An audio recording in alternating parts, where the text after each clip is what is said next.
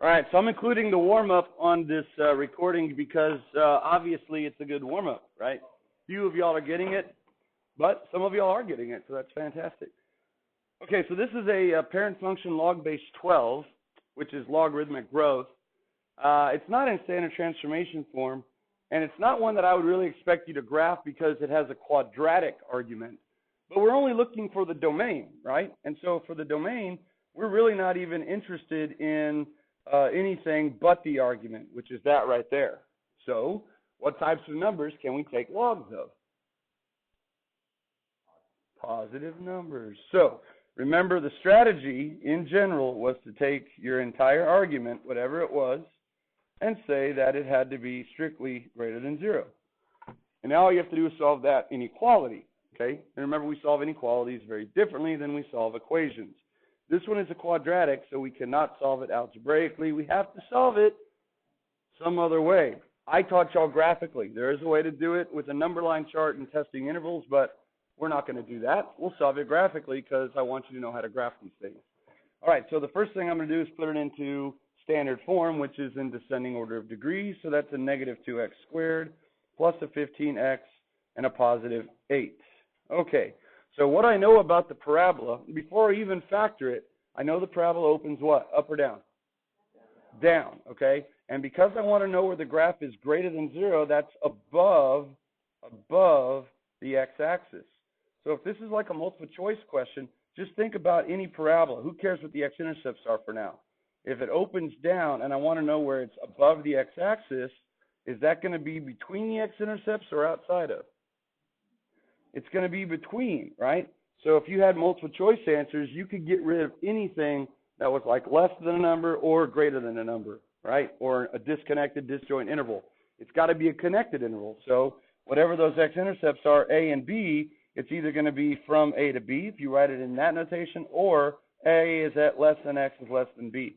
So you can narrow down your search based upon that alone.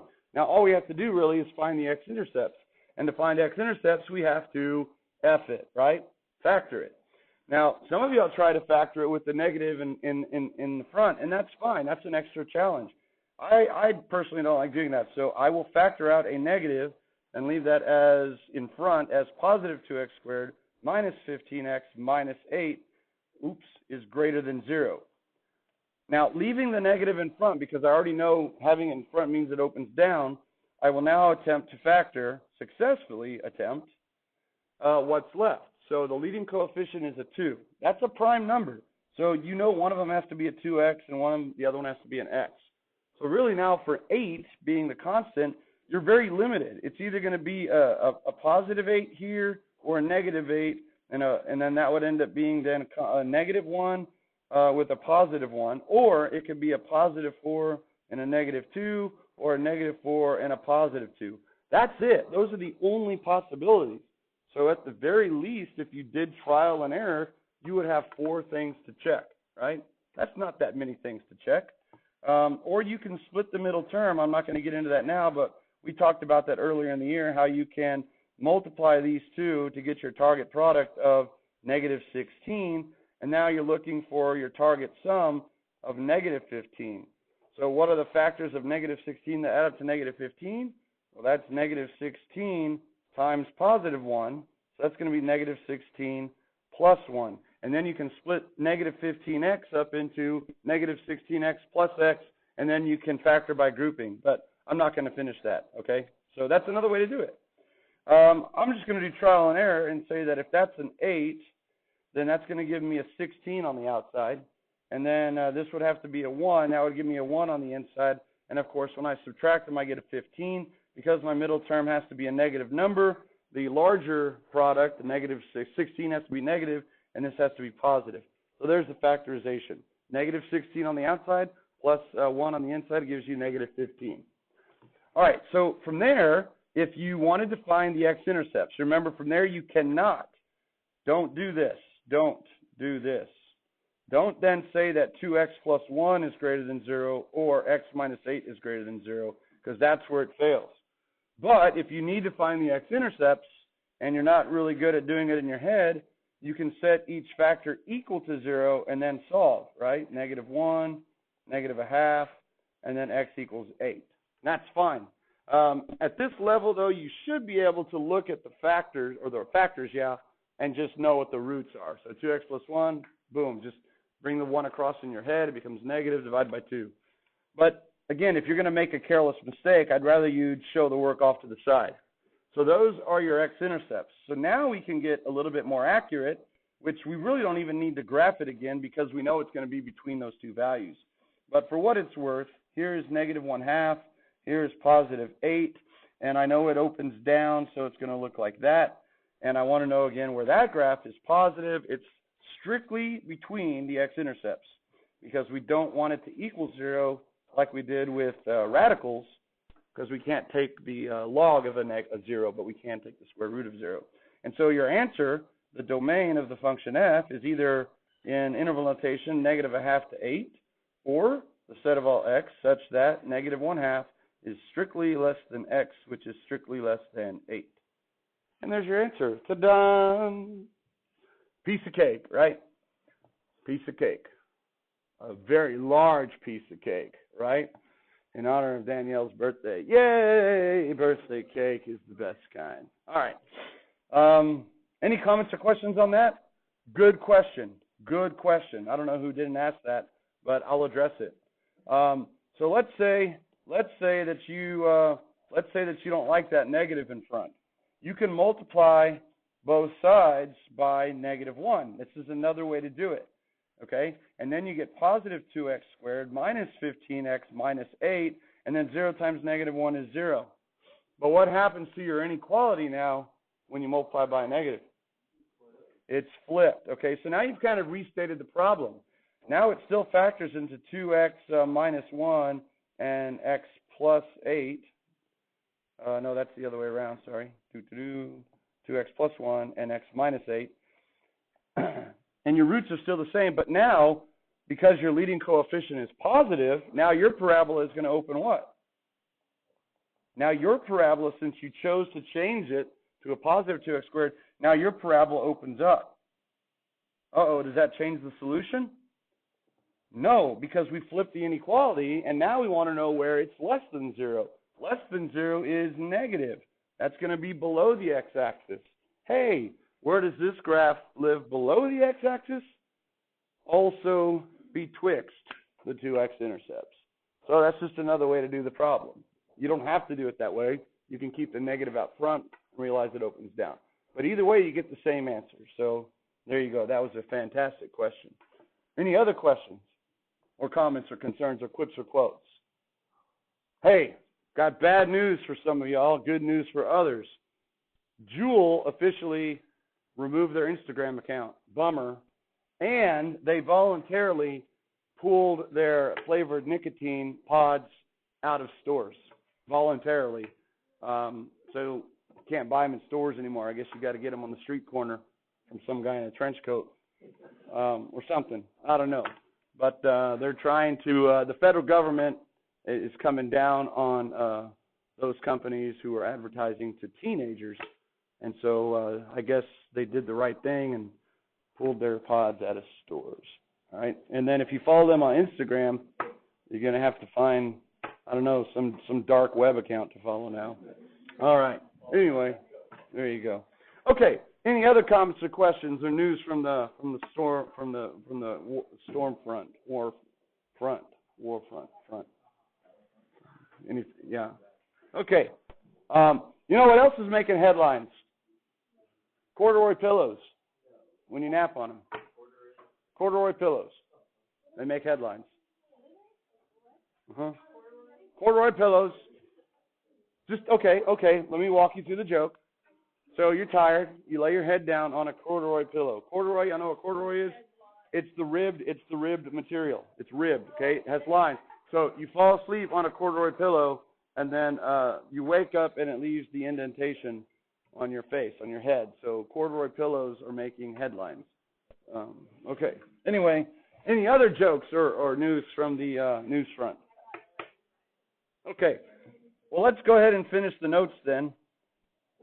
We're on example 8B. We kind of really did a lot with 8A, with the quadratic. I thought maybe I would just have one quadratic as an argument to review quadratics, but it turned into a whole, a whole giant review session. Okay, so here we go. G of x equals 2 plus log base what? 10 of 2 minus the square root of x. We want to find the domain. So we take the argument, 2 minus the square root of x, and we say that it is strictly greater than 0. Hey, can we solve that one algebraically? Is that linear? No, it's not. So we have to solve it? How? Graphically. Oh boy, okay. So let's come off here and just go ahead and say, okay, I'm going to redefine the problem. This could be a brand new problem, and that problem would be sketch the graph of 2 minus the square root of x. Okay, what's the parent function there?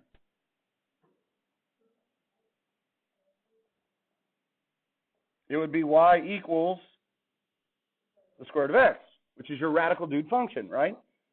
That is one of your parent functions for which you are responsible. That is the guy who comes out of the origin here, and he comes out vertically and then curves off. It is half of a parabola that is borracho, fallen over, okay? Yeah, worse fest, right? He tried the polka and didn't make it, okay? He fell over. The other half would be down here, and of course we don't see it because then it would fail the vertical line test. So that's your parent function. Is this in standard transformation form? No. So let's put it into standard transformation form. That would be negative square root of x, and then plus 2. Is that plus 2 under the radical or outside of the radical? Outside. So is that going to be a horizontal or a vertical shift? Vertical. Okay. But first things first, the negative in front is going to reflect that function across the what? X-axis, because it's in the front. So now that parabola opens down. And now what does the plus 2 do to that? Moves it up 2. Now notice the origin is a good place to follow. It's going to also move up 2. So the point at 0, 0 is going to come up here to 0, 2. And you could do that like this. Grab it and then go click, click. Oops, I didn't bring the points. I'll just reshade it in. Okay, there it is. And then I'll get rid of the parent function. Okay, because he's gone. Parent left. We got a latchkey kid, or maybe it's 18 and it moved out of the house and the parent's no longer in the picture. Okay, whatever. So I want to know now where that graph is what? Greater than 0. Is that above or below the x-axis? Above the x-axis. So let's go ahead and see what that's going to look like. That's going to, whoa! Look like Rudolph's nose. Okay. How about here and then here? Right? Oops, held it too long. There. I want that little bitty span of graph, yes? And I want to know what are the x values where that occurs. Now, the leftmost x value is pretty obvious. It's x equals what? 0, right? And do I include 0 or not include 0? Is the graph positive at 0? Yeah, it is. It's positive 2. So I can include 0, and it's going to be from 0 all the way up to x equals that value. Do I want to include that value? No, because it's equal to 0. So I need to find that x-intercept. How do I find the x-intercept of any function? Set it equal to 0. Very good, very good. Let's go ahead and do that. I'll come over here. I'll set this equal to 0. And now that it's an equation, I can solve it like I would normally solve it, right? I will isolate the radical. So I'll bring the radical to the other side because it's negative. So I get 2 equals the square root of x. How do I undo square rooting something? Square it. So let's square both sides. And I get 2 squared is 4, and the square root of x squared is x. So guess what the x-intercept is? 4. Do I have all the information I need now to find the domain? I think so too. Yeah. So here we go. D sub g, the domain of function g, is, in interval notation, it would be from 0 to 4. What goes around 0, a bracket or a parenthesis? A bracket, right? So with the parabola, we went from x-intercept to x-intercept. That went from y equals 0 to y equals 0. We're not going from x-intercept to x-intercept here. We're going from 0, where the function is positive, so we include it, all the way up to the x-intercept, which is not included. So that would be the domain of the function. Or, if you're into set notation, would this be an OR case or an AND case? Is it a connected interval or 2 disjoint intervals? It's connected. So it'd be the set of all x such that you put your left value on the left, you put your right value on the right, and then you shake it all about. And you do the hokey pokey, turn yourself around, and that's what it's all about. All right, left elbow. You never did the hokey pokey? Y'all didn't do the hokey pokey as much as I did growing up, because when I was growing up, guess what was all the rage to do? It wasn't juuling. It was going to roller skating rinks. Okay, we actually had roller skating rinks, and you would go there like after school, and you would hang out there pretty much all weekend long.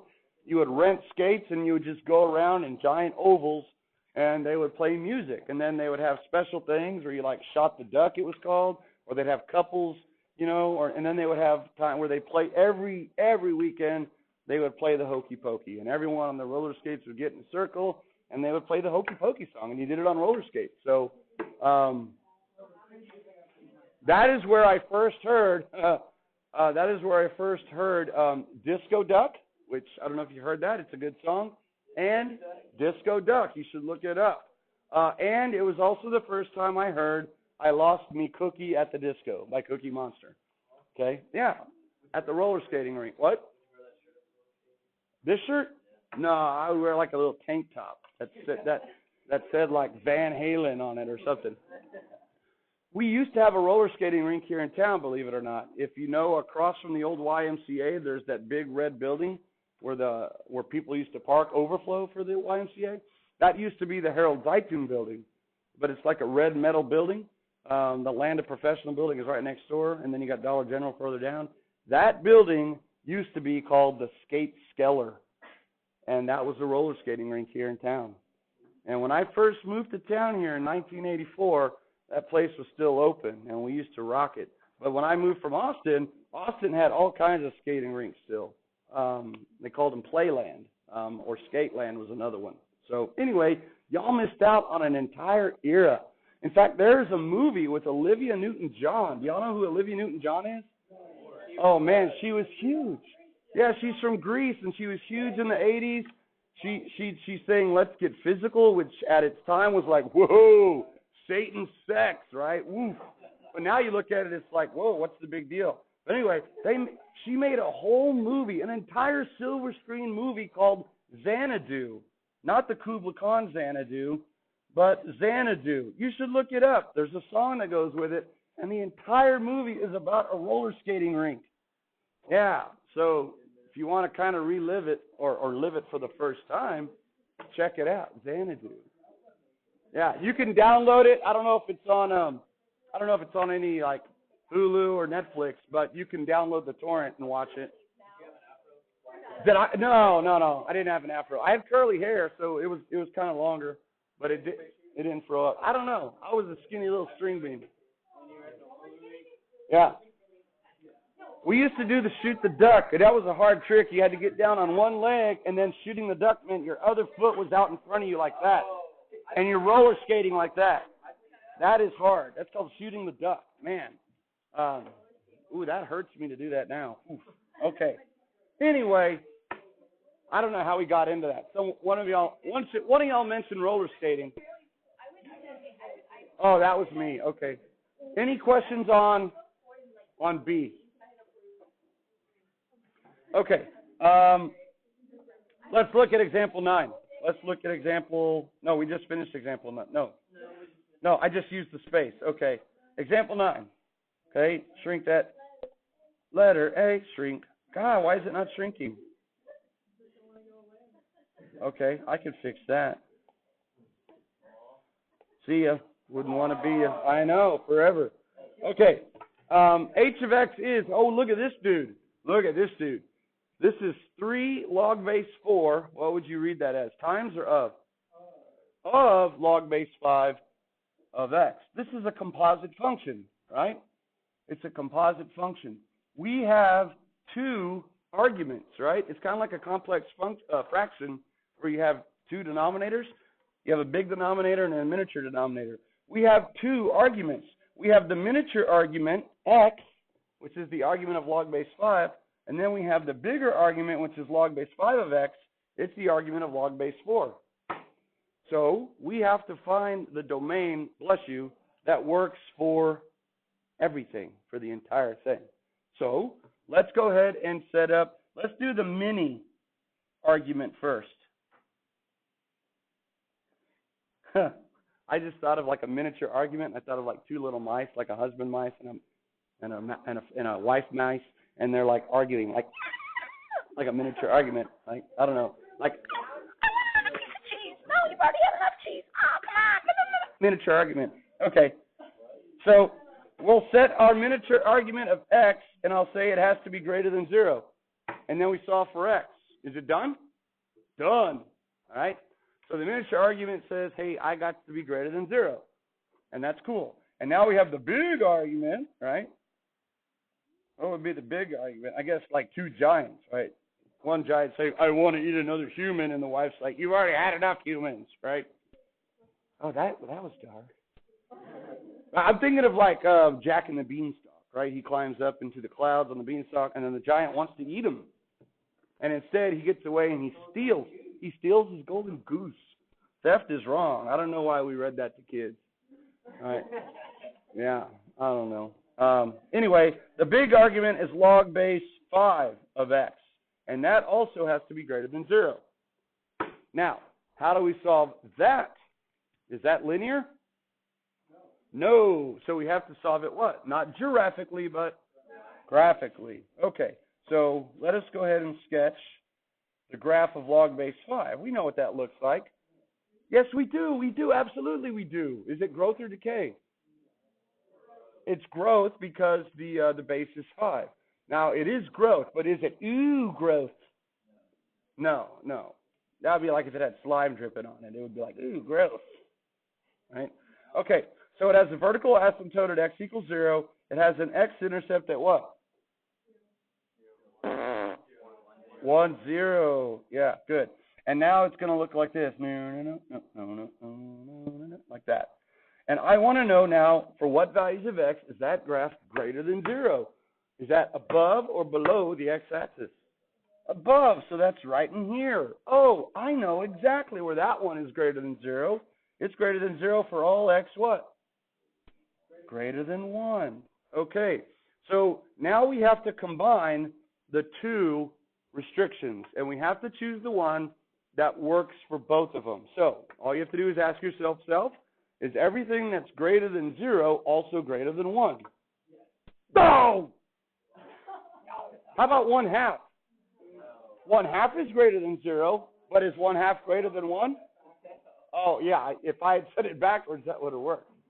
Hey, speaking of saying it backwards, is everything that's greater than 1 also greater than 0? Yes. So guess what we have to choose our domain to be?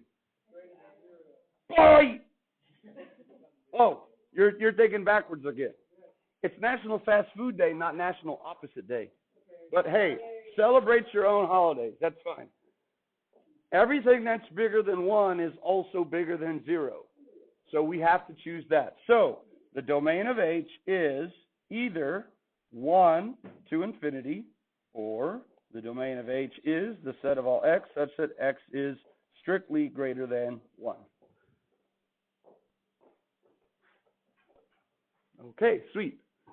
If you thought it was greater than 0, you could check. Pick a number greater than 0 but less than 1, like a half. What is log base 5 of a half? We're trying it out if we had chosen the other one. Log base 5 of a half works, right? But what type of number is it? If you take the log of any number between 0 and 1, you're going to get a what type of number? A negative number, right? And so now you're taking the log base 4 of a negative number, and it's not going to work. Yeah, it's undefined. Okay, so cool. Now it says to find H inverse. What the? Huh? Okay, we can do that. No problem. Remember how we find the equation of an inverse function? We do what? Switch the x and y and resolve for y. So let's go ahead and do this first. We'll replace h with y. So we get 3 log base 4 of log base 5 of x. Okay, we'll do that first. Plus 8. Don't forget the plus 8. All right, so here's the money step again, right? Cha-ching. we interchange the x and y. So x now is equal to 3 log base 4 of log base 5 of y, close, plus 8. And the reason this works is because now in the process of solving for y, we're peeling back the layers, which means we're doing the inverse operations in the reverse order, okay? So what would be the first thing we do? I need to isolate this, so I need to get rid of the 8 first. So I have to subtract 8. So I get x minus 8 equals this. All right. What's the next thing I do? Now I need to isolate this piece, so I need to get rid of the 3. So I got to divide both sides by 3. So I end up with x minus 8 all over 3, and that equals log base 4 of log base 5 of y. Okay, so now what's the obstacle? When I walk up on the right-hand side, I'm running into log base 4. It's on the outside. So I need to undo logging base 4. How do we undo logging base 4? Exponentiating both sides base 4. Okay, so now on the left side I get 4 to the, and I'll put it in parentheses, x minus 8 thirds equals, what is 4 to the log base 4 of the blob? The blob. So I just left with log base 5 of y. Okay, now I'm almost there. I got to peel back the log base 5 layer. What's the inverse of logging base 5? Exponentiating base 5. So let's go ahead and do that. I got 5 to the and 5 to the. So over here I get 5 to the 4th to the x minus 8 thirds. Ooh, that's climbing a ladder now. And over here, what is 5 to the log base 5 of y? It's y. Okay, so I'm going to start a new column. So the last thing we do since we solve for y is to rename y what? H inverse. Good. So H inverse of x is 5 to the 4th to the x minus 8 thirds. Good. There you go. That's kind of a funky looking function, but it works. It totally works. Isn't that cool? Yeah, it's kind of fun. Yeah. Is there any way to simplify that so that we don't have so many rungs on the ladder? I mean, that looks kind of unsafe. Imagine if you climbed to the top rung and then you fell off like I tend to do. Well, remember when you raise a power to a power, you multiply. So I can put that in parentheses and it's still equivalent. Yes, yes? Or no? No, it wouldn't be. No, it wouldn't be. Because then that would be 4 times that. Yeah. Now we'll leave it like that. Yeah, we'll just leave it. It's like a 3-step ladder. That's not real tall, right? You can use that to change like a light bulb or something. All right. So anyway, that's it. That's how we're going to do. So that makes sense. The inverse of a log base 4, log base 5 function is a log base or exponential base 4, exponential base 5 function. Cool. Neato mosquito. Comments or questions? All right, we got to finish. So if you have questions, just save them for, never. Okay, good. Or ask me some other time, like Monday morning, right? If f of x is equal to that, find the domain of f. Okay, so now this is like a sample free response question. We got it. How do we find the domain of a function? That's a log. Set the argument greater than 0. Do we have to solve that one graphically, or can we solve it algebraically? Algebraically. Can we solve it graphically? Yeah, you can. You can graph the line, but let's solve it algebraically. It's linear. So we get 2x is greater than positive 4, x is greater than positive 2. Let's just check real quick in case I forgot to flip the inequality. Pick something greater than 2 that we say works, like 300. Okay, 300 times 2 is 600. 600 minus 4 is positive. Who cares? Well done. Good. So can we walk away like that? Is that how we state our final answer? No, we got to make it pretty, right? So d sub f is either, now you could do this if you do interval notation. Remember, you could say x epsilon parentheses 2 to infinity. That kind of reminds people that we're talking about an interval of x, but it's not needed because it follows the d sub f.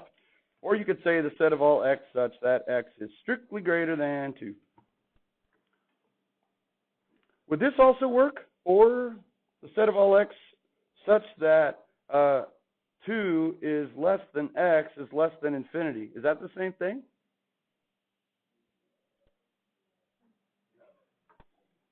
I think you learned in Algebra 2 that when you did compound inequalities, you needed to include infinity in there. You don't, but I guess you can. It's really needed in interval notation because you need a placeholder. Do those two say the same thing? Is the alligator eating the correct thing? The alligator is eating the X? A red alligator. Boy, that's interesting. And then it's all the blood in its mouth, I guess. Okay. All right. Yeah. So they are saying the same thing. So you don't really need that. No, that's not blood. That is ketchup. It's like Patrick Mahomes. It likes ketchup on its mac and cheese. Right. Yeah. Okay. All right. Let's find F inverse. Okay. How are we going to find F inverse? We interchange X and Y. Let's go straight to the money step. Cha-ching. What are we going to call F of X then? X, and we get 2 log base 1/2 of 2y now minus 4 plus 3. Okay, I'm going to give you a minute to do that one on your own because we've kind of already seen how that could be done.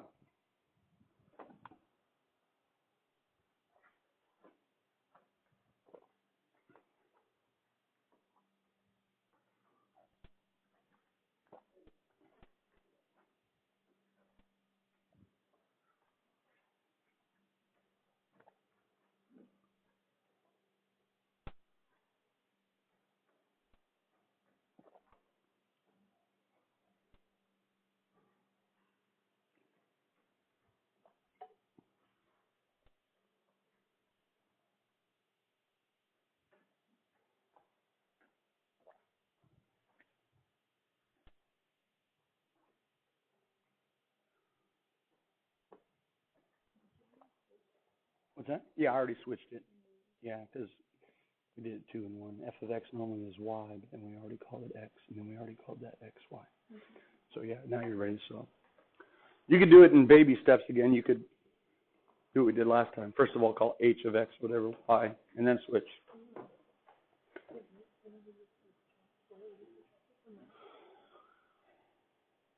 Oh, yeah. So now it'd be all of that plus 4. It's not in the exponent now. It's on the ground floor. Oh, it's just over here. Yeah, that's fine. That's not the prettiest version, but that certainly works.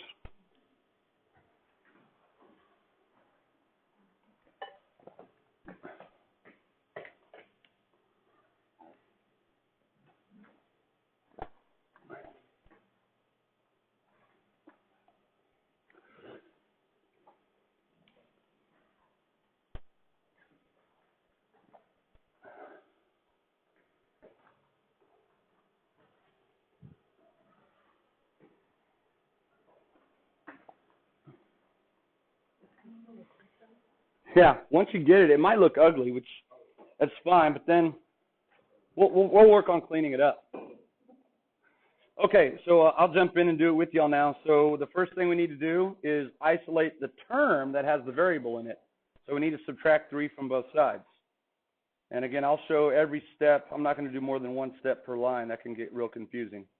And now that we've isolated the term that has the variable in it, you need to isolate the factor that has the variable in it. So now we need to divide by 2. So most of y'all did that, which is fine. It's the entire quantity. And here we only have 1 log, unlike the one we did earlier where there had 2 logs. So now how do you undo logging 1/2? Well, you exponentiate it. So you got 1/2 to the that and 1/2 to the that. So now you get 1/2. And I would write it maybe in parentheses to be safe. Or, remember what I said, you can not put that in parentheses, but at least then put this in parentheses. That might be a little bit better. We'll do that. And that equals then 2y minus 4. Okay, so now we're kind of doing it again. We need to isolate the term that has the variable, so I'll add 4.